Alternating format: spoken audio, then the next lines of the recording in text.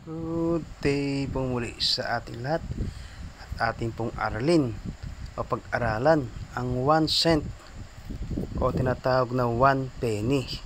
Yun po ay 1972D. Ayan, makikita nyo po doon. Ito po ay mayroong ibang taon kagaya po ng 1981D. Ay, makikita po ang kanyang obverse at reverse. 1991D. Iba't ibang taon po ito, iba't ibang taon ng 1 penny. Yan, sinama na po yung kanyang obverse. Ito 1988D. Ayan, iba't ibang taon po yan.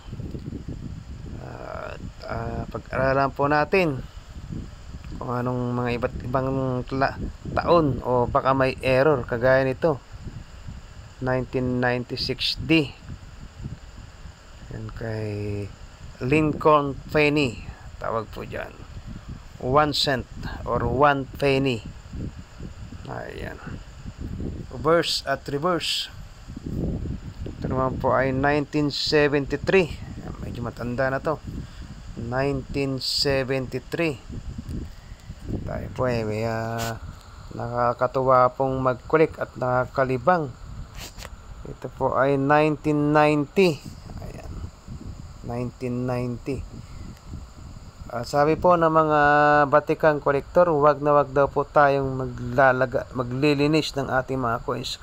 Huwag nating lilinisin dahil nasisira po ang genuinity ng isang coins. Ito po 1959D. Ayan, pagkatanda na po nito. Pagkatanda na ng coins ito, 1959D. Ano po ba yung mga D? Ba't nakikita po ay may din? Yun po ay place kung saan sila ay na-mint o na-produce. Ang di po ata ay sa isang lugar sa US. Ito 2007. Din na naman po ano. Yan, 1 cent or 1 penny. Denver. Yan. Sa Denver daw sila na-mint. Ito walang letra. 1986.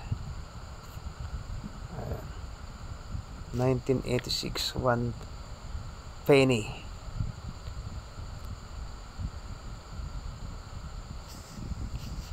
Ito naman ay 1988D, Denver.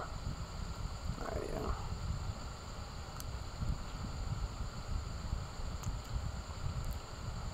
Nakakatawa pong mag-connect guys. Pag kayo may itagong mga barya dyan, 1987D. Yan, 1987D. Ngayon po, hindi ko pa po nililinis yung mga coins na yan. 1978D. Ayan. Nauna pa sa akin ito ng 2 taon. Ayan. 1990D. Ayan. Bago pa to, makinang.